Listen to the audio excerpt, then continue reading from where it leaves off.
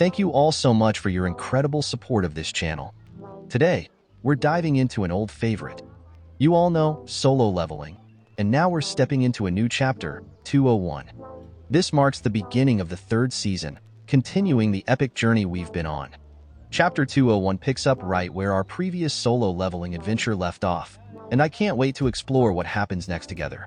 Whether you've been with us since the beginning or are just joining in now, get ready for more intense action, new challenges, and some familiar faces as we dive back into this world we love. And if you're new to my channel, please consider subscribing. Without further ado, let's jump into the story. In ancient times, the outer gods, supreme entities of unimaginable power, created countless universes in their quest for eternal existence. These beings were driven by an insatiable desire to entertain themselves, and so they perpetually crafted new worlds, birthing an endless cycle of souls and laws. To stave off their ever-present boredom, these supreme beings devised a macabre form of amusement. They watched their creations go to war. The chaos and destruction that unfolded in these conflicts provided a twisted sense of satisfaction to the creators. For them, the cycle of war, death, and rebirth among their creations was a small price to pay for their own entertainment. However, an unexpected twist occurred. During one of these endless wars, a supreme being was killed by its own creation. This unprecedented event shocked the other supreme beings, who gathered to witness the fate of the world now bereft of its master.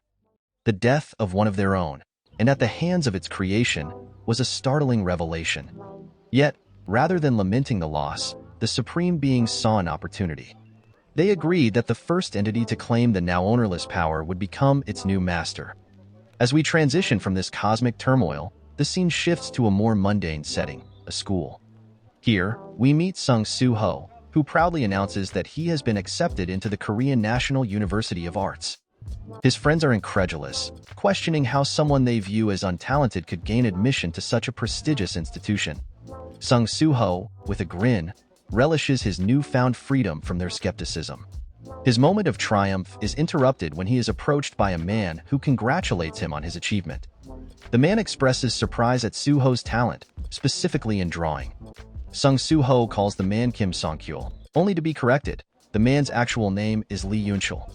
Suho nods in acknowledgement as Yunchul vents his frustration, claiming that Suho has thwarted his plan to take over the school. Suho calmly responds that, thanks to Yunchul, he's actually managed to graduate safely. Nearby, a female student whispers to her friend about Yunchul's behavior, noting that he's acting childish so close to graduation. Her friend agrees, calling it pathetic for him to target someone who has lost both parents. As tensions escalate, Yunchul rears back his fist, seemingly ready to punch Suho.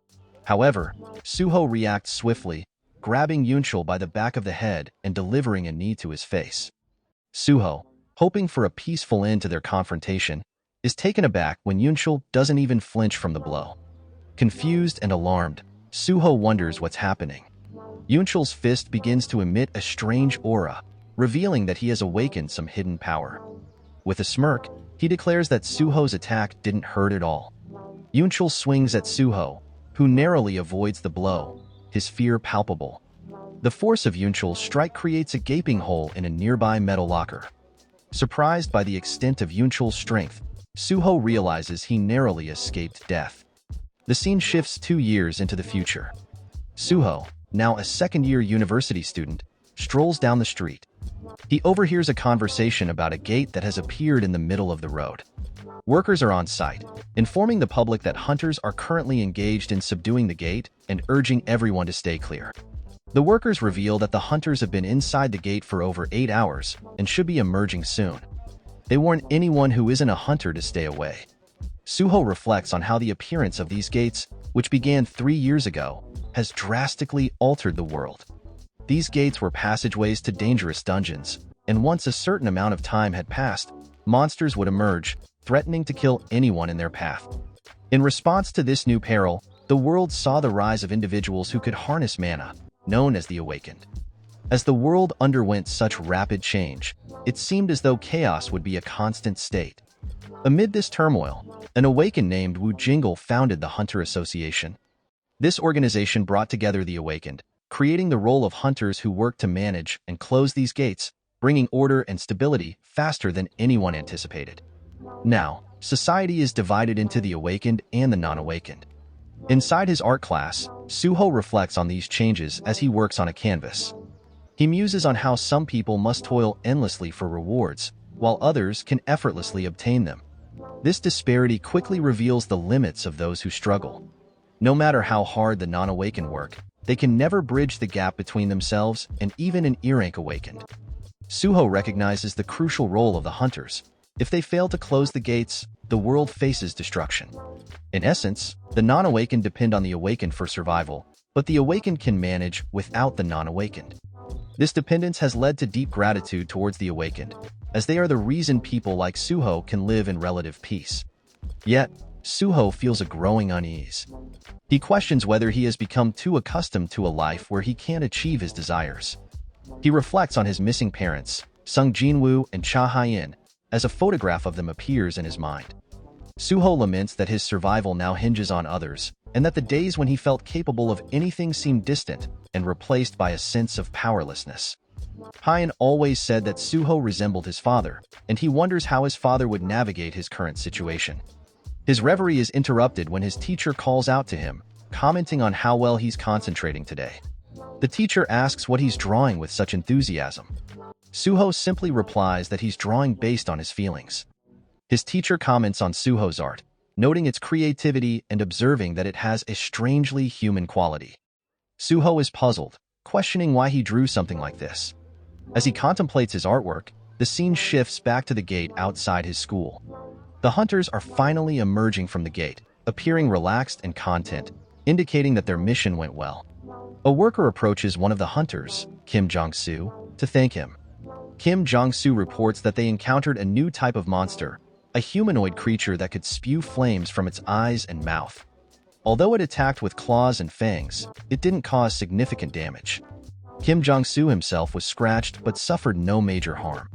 The worker notes that this monster is definitely new and is relieved it wasn't more dangerous. He instructs Jang Su to file a simple report on the encounter. However, as Jang Su begins to comply, the wound from the monster starts to emit blue flames.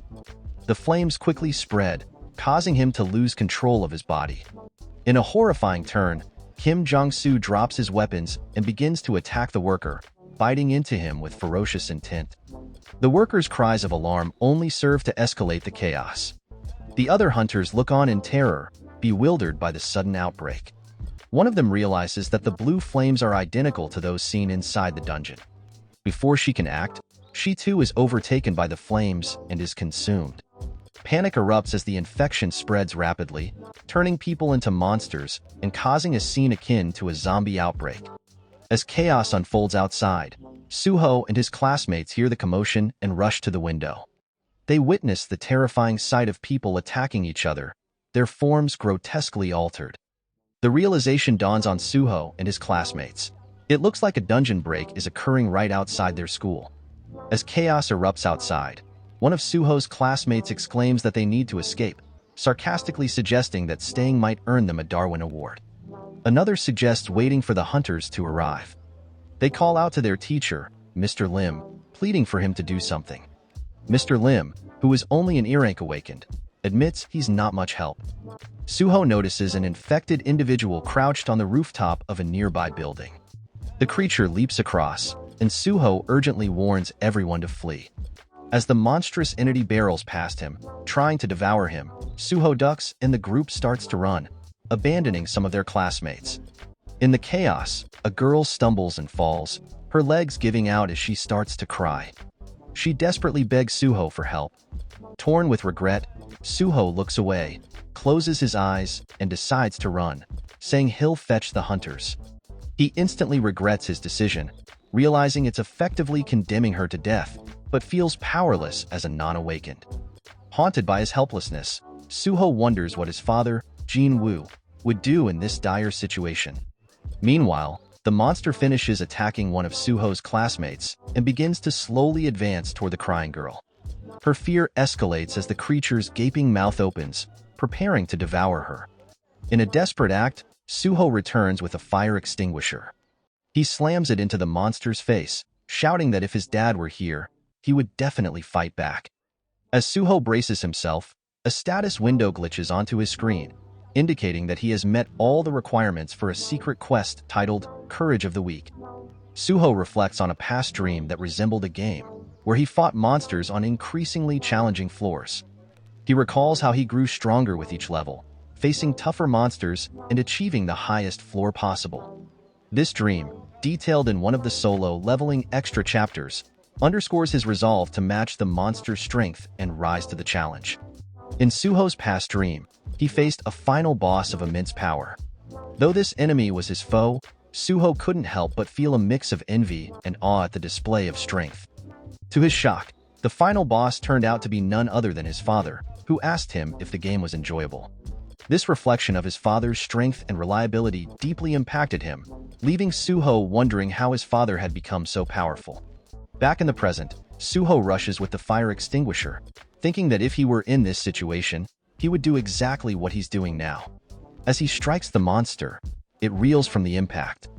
Suho is left contemplating his next move, recalling that non-awakened attacks are generally ineffective against these creatures. He realizes that his reckless approach might have been a mistake. Suddenly, everything around him freezes in time. The girl's tears hang suspended in midair, and the monster is frozen in place.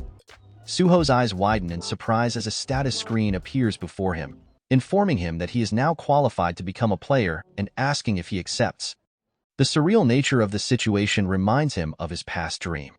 Given the dire circumstances, Suho reasons that if he can fight as he did in his dream, he has every reason to accept this new role.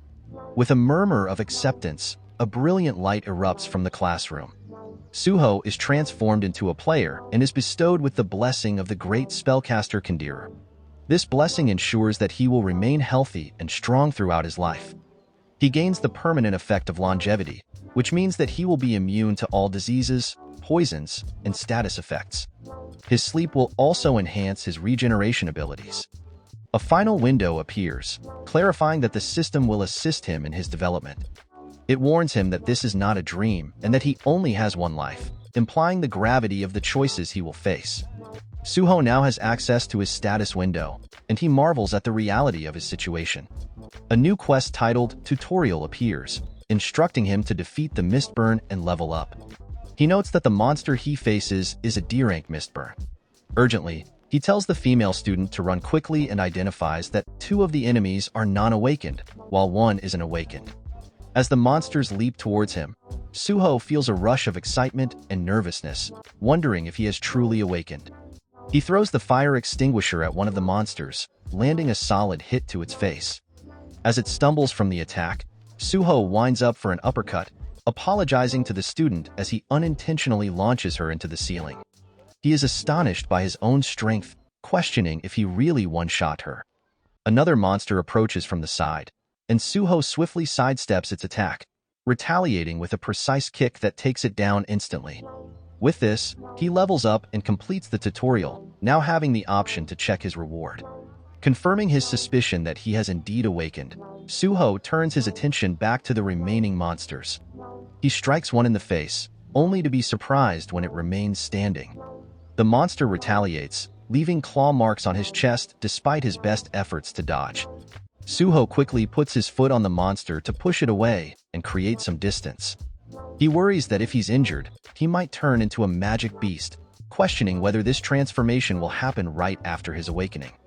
However, thanks to the longevity effect of his blessing, he heals almost instantly. Suho reflects on how he had forgotten about this crucial detail, remembering the status screen from moments earlier. The monster slams him into the floor, and Suho muses that if he's weaker than a D-rank monster that became a magic beast, then he must be an E-rank. He decides to stop worrying about ranks and focus on his immediate survival and the tasks ahead.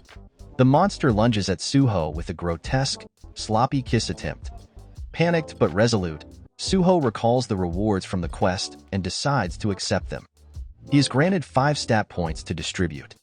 He allocates 3 points into strength, feeling a surge of power. With a roar, he throws the monster off him.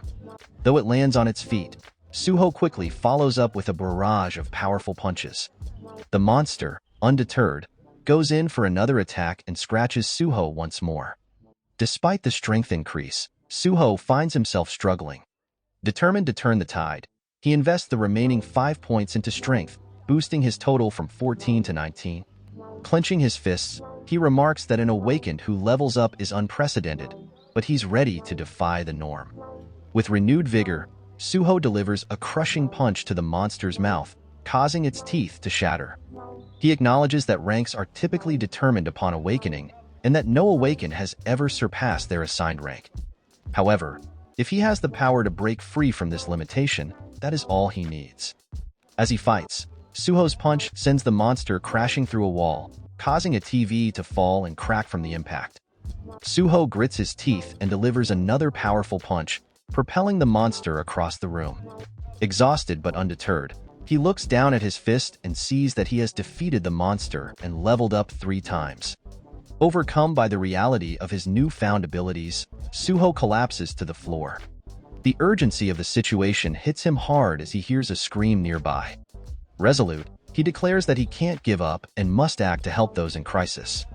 It's his duty to save people, and he's determined to fulfill that role, no matter the cost. Outside, someone drags their feet, the sword scraping against the ground. Suho peers out the window and sees Jang Su, now a C-rank monster, leaping in for a devastating attack. The impact creates a massive explosion. Sirens begin to blare, announcing a dungeon break at the Korea University of Arts. An urgent evacuation order is issued to all civilians in the area. Soldiers stationed nearby stand by, watching the chaos unfold. One soldier expresses frustration, lamenting that people are dying while they remain helpless and questioning when the Hunter Association will arrive. Another soldier responds that the delay is due to the need to assign a B rank or higher hunter. The commander wonders why such a high rank is necessary for what should be a D rank dungeon. The soldier explains that the association is concerned because hunters, like Jang Su, have been infected. Inside the building, Suho watches in bewilderment as Jang Su, now a C-rank monster, approaches through the window. Suho is confused, wondering if Jang Su really jumped up from the ground and how this new weapon-wielding monster differs from the previous Mistburns. He doubts whether his recent level-ups will be enough to help him survive. Jang Su's sword slices through the air, narrowly missing Suho and carving through the building behind him. Pressing his back against the wall, Suho mutters that the situation is insane. He sees the fire extinguisher flying toward Jang Su, but watches in horror as Jang Su slices it in half. Seizing the moment, Suho sidesteps and darts into the hallway as the fire extinguisher explodes. Realizing the enormity of the threat, Suho concludes that he cannot face such a powerful monster on his own. Desperation drives him to flee, knowing he needs help beyond what he can muster alone. He wonders when the other hunters will get here, saying that he just needs to hold out until they do. Jang Su follows him into the hallway, and then hears something to his left. He looks up at it, and Suho wonders what he's looking at, and quickly realizes that it is other students on the roof. Jang Su doesn't miss a beat, and is instantly leaping at them. Suho hears him attack, as we don't see the women standing there anymore. He grits his teeth, and realizes that he has to go help, and that there's no time to wait for a hunter. He jumps up, kicking Jang Su in the back of the head, saying that he needs to stop him here. But his kick was ineffective, and Jang Su turns, swinging his sword at him. He realizes that just a single hit, and he will be dead. But he cannot let him run loose, as we see the women bleeding out on the floor. He returns with a barrage of punches to his stomach, and then starts to avoid each and every attack. Every time he dodges, he's trading a blow on Jang Su. Suho stretches his hands out, grabbing onto the back of Jang Su's head, pulling him in and kneeing him in the face. Jang Su tightens the grip on his blade, swinging it, cutting Suho straight through the stomach.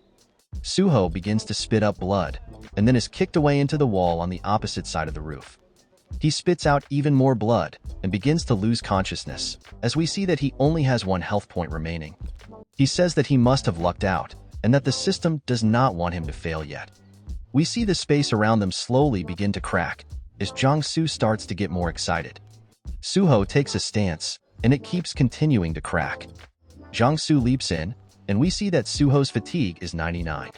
His eyes begin to go blurry, and he realizes that he's screwed, as he starts to fall unconscious as Jang Su attacks.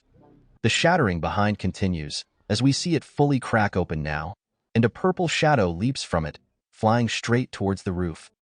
As Jang Su goes in for the attack, we see his arm go flying through the air. Suho looks up, wondering why he sees an ant, and we hear Beru saying no, it was all because he was late. He begins to heal Suho, and then turns towards Jang Su, saying that they must be the lowly pests that dared to harm his highness. He trains straight through Jang Su, causing him to turn to a red mist. We see another monster coming towards Lim, and he starts to scream for somebody to help, as we see it also gets trained. This happens to every single monster in the vicinity, as Beru takes them out one by one, in rapid succession, leaving nothing but body parts behind. He's moving so fast, he's shattering all of the glass in the building, as Bro is breaking sound barriers.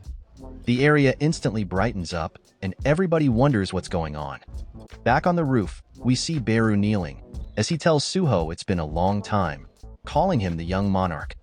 It jumps to a young Suho drawing all of Jinhwa's shadow summons on paper. He looks up after hearing something, and is excited to see Beru with an apron. Berk picks it up, asking if he is drawing him, and begins to cry, saying that he is touched. Suho then snaps out of it as he wakes up in a hospital. He stares at the ceiling, wondering what's going on. He then starts getting chewed out on the phone, asking if he is okay, and says that the world is going crazy and that he'll send a few bodyguards. Suho tells his uncle that he's fine, and we learn that it's been 2 days since the incident, and that due to all the casualties, it became a hot topic. The discovery of mistburns, a monster that can infect even hunters, along with the association's delayed response to the incident even though it happened in the middle of the city. And what the hunters saw when they arrived all remain topics of debate. The mistburns were all dead due to something unknown. We see one of the students saying that everybody just suddenly exploded in front of him. Suho cuts the TV off and looks to his side, saying that as expected, his awakening was in a dream. Moreover, he's an awakener who gets stronger as he levels up. He says that he thought he was cut by his C rank, so how did he survive that? We hear Beru saying that's because he got rid of the trash. Suho is confused and looks at the floor to see his shadow, and Beru says that it's been a long time and begins to cry, asking him when he grew up so wonderfully, saying that he can't help but feel overwhelmed with emotions. Suho says that his scattered memories began flooding back in, and that he knows this ant, and when he was young, he was one of the dark creatures that stayed with him, and he forgot him until now. We see Beru saying that he has crossed dimensions to meet him. Suho wonders why he lived with such creatures when he was young, and he's very curious about it all. He says from what he remembers, he doesn't think he should be this small. Beru says it's an effect of consuming a lot of mana while crossing dimensions, and is usually dashing and menacing. Suho says that his system window says that he has a private grade, though. Beru panics, saying that he's actually a martial grade, and that the system is just making fun of him. Suho sits up, saying that he got better because of him too, and Beru blushes, saying that he may not look it, but he is a skilled healer, and his goal for coming here was to release his seal. But he didn't expect him to do it himself, and he is impressed. Suho asks if it's related to the dream he had, and Beru says that he may think it's a dream, but it's all things he actually experienced, and that he is much stronger than when they fought each other.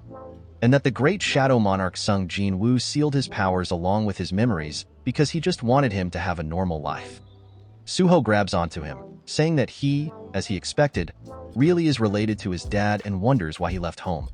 Beru says that he actually went to outer space. Suho asks why the hell he would do that, and Beru says to put it simply, and he begins to use shadows to explain it. He says the great Shadow Monarch left for outer space, and is at war with invaders who are trying to take over the world. Suho is confused, asking if his father is part of the Avengers, and Beru says yes, and that they are beings from Edoram, gods of outer space. Edoram are sending their apostles and invading their world. While on his way to meet Suho, he tore apart countless enemies. The fact that gates and monsters are appearing on Earth must have been this war's influence as well. Suho looks curious and asks if his mother went as well. Beru says no, and he explains that she went missing on the day that his father disappeared, so he thought they'd be together. Beru lets out a panic scream since he did not know she was missing, and says that the apostles of Edoram must have created some kind of evil trap. Suho asks if it's because of those same bastards that his parents cannot return. Beru asks if he wants to meet them, and Suho shakes, saying of course, and he's been alone for so many years. Beru tells him that there's only one way.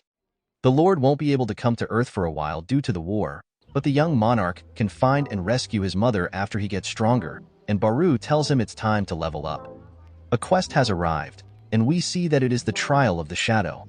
A window explains that he is the son of the shadow monarch, and that his talents have been sealed, and that he'll have to prove his worth and enter the shadow dungeon. And he is holding the shadow dungeon key that Beru gave him, and that it can be used on his own shadow. Beru tells him to plug it into the wall where his shadow is. Suho sticks it into it, and then unlocks it, creating a gate from where his shadow was. Beru tells him to go ahead and enter, and take all the power that should belong to him.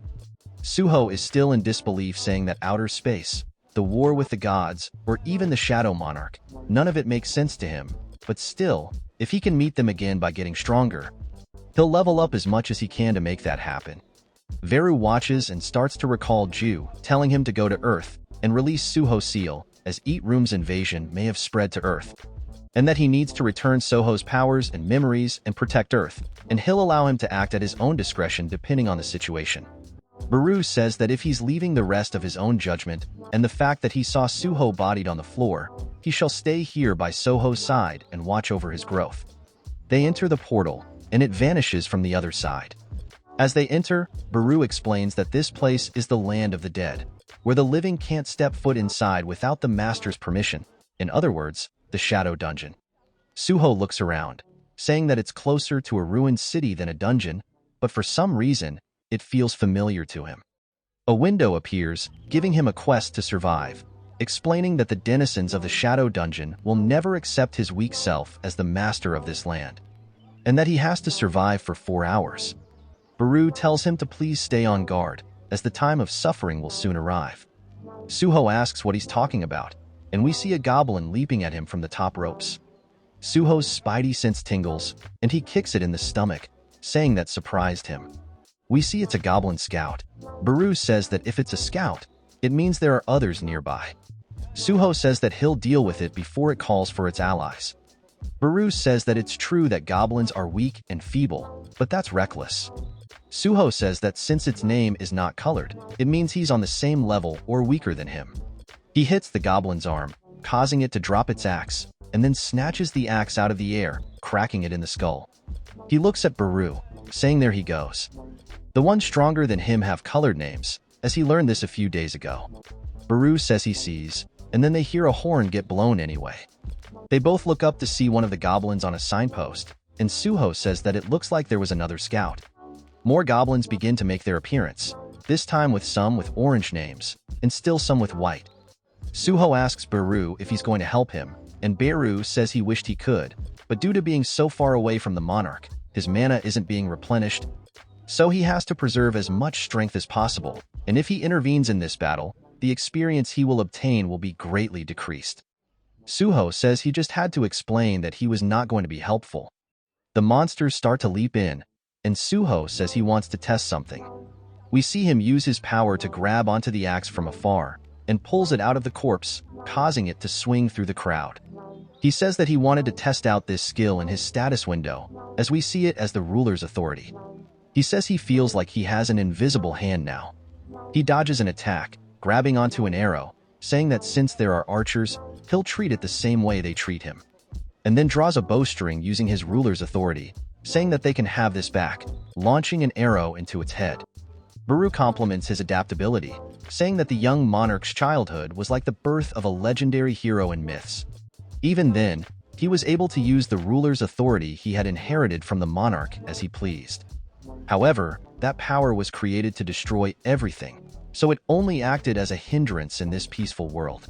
Now, as the apostles of Edoram are invading Earth, the young monarch's power has begun to shed light on this world.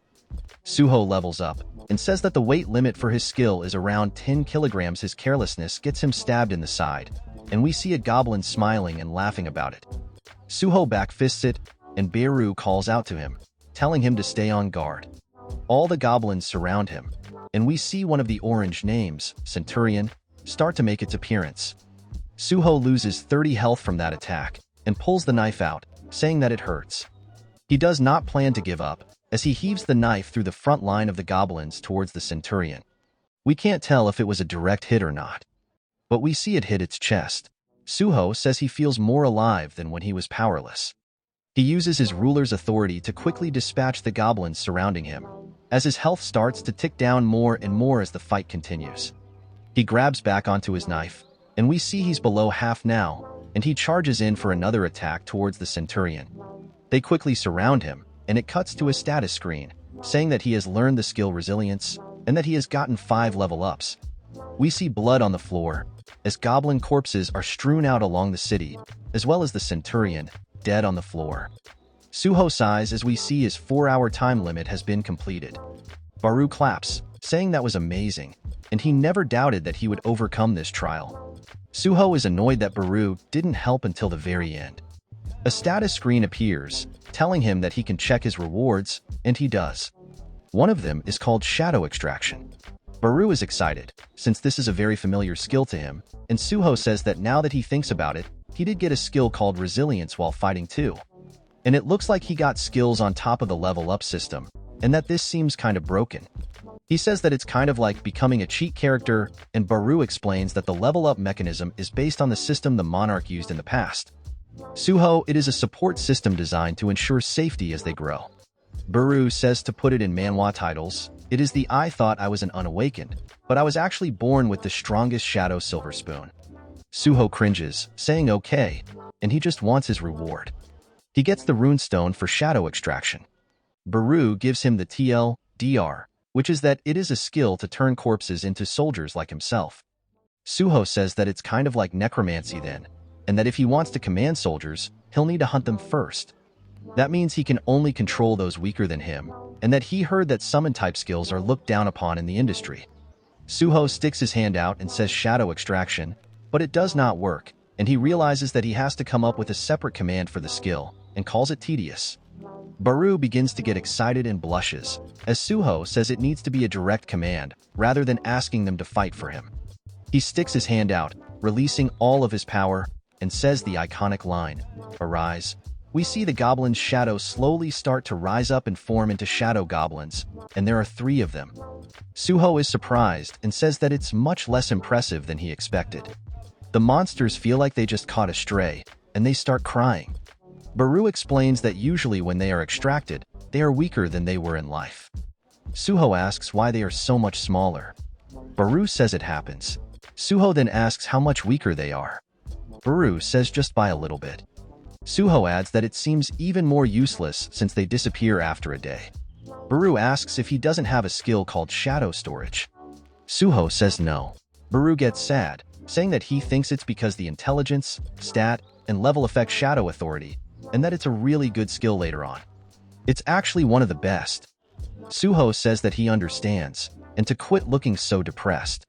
His stomach starts to rumble, and he says that he hasn't eaten in about 2 days, and asks Beru how they get out of here, who tells him that he can leave anytime by using the shadow key. Suho says alright, it's time to go eat, and then he exits the dungeon. We see him pogging out of his gourd while eating, saying that he didn't know hospital food could taste this good. Beru says that he'll explain what he needs to do from now on, and that he has 3 missions in total. First, protect Earth from the outer space monsters. Suho asks if he should just go into dungeons and hunt monsters. Beru says yes. As he hunts the monsters, he'll level up, and the stronger he'll be, which means Earth will be safe.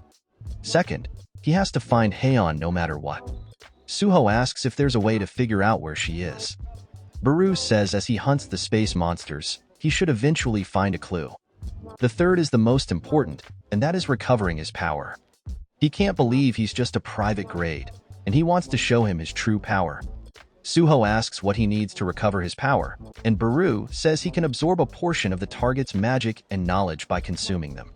It's an inefficient method from before he became a shadow soldier, but he has no other choice right now since he can't get magic from the Monarch, and that he just needs to eat something with magic. Suho says that every one of these tasks is just asking him to get into dungeons. He finishes his food, saying it's time to get ready. Beru says that since he needs a license to enter dungeons, they need to go to the Hunters Association for a magic measurement. Suho thinks about it, and how he is an awakener who levels up, and he wonders what rank he'll get, saying maybe he'll get nest rank. Of course, since this is solo leveling 2, his magic level is only 46, and he is classified as an E-rank hunter. Outside of the association, we see him leaving, and Beru says that he heard ranks are decided by magic levels, and it's obvious his rank is lower since he's focused on raising his strength. Suho says he doesn't have to go out as a way to comfort him, and it only makes him feel worse, and he wonders if he'll even be able to protect the earth at this rate. Beru reminds him that he can level up, and Suho says that he's heard raiding parties rarely hire E-rank and F-rank hunters, and at this rate, getting into a dungeon itself will be hard.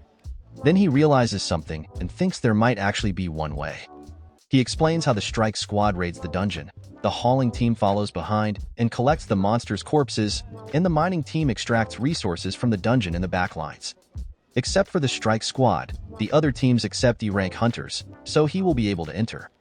We see him mining away on some crystals, and he sighs. We see him thanking Lim for introducing him here, saying that he is just the only awakened he knows. If you don't remember, Lim was his teacher. Suho says he's glad he has a senior awakening nearby, and he can even work in dungeons thanks to him. Lim calls out to him and bows, apologizing about the incident at the university. He says he regrets how he acted, as the only awakening. He shouldn't have gotten scared and run away, and he apologizes for not doing anything. Suho tells him to raise his head, saying that he's also an E-rank like him, and that the association advises E-ranks like them to run away when they see beasts, and that he just followed the guidelines. Lim is surprised, asking him if he has an E-rank. Suho explains what his mana level is and says that that is impossible, as when he saw him fighting the magic beast on the rooftop, it didn't look like he was weak, and he wonders if he maybe saw it wrong. He says it's even more impressive that an E-rank got attacked and survived, and Beru says that is indeed extraordinary. Lim turns to his side, wondering who the hell is talking, and then falls to the floor, thinking that it's a magic beast. Suho asks him why he suddenly came out, and Beru says that right now he's as weak as a larva, and he can only be at peace if he stays here and protects him. Lim quickly gets up and asks if he woke as a summoner. Suho says yes. Lim says that many E-ranks don't have skills, calling him lucky, and for his information, he has a running skill. Suho says that must be why he's so good at doing it. Lim gets depressed, and Suho tells him it was only a joke. Beru floats around him, saying that as expected of the young monarch, he's completely crushed his mental.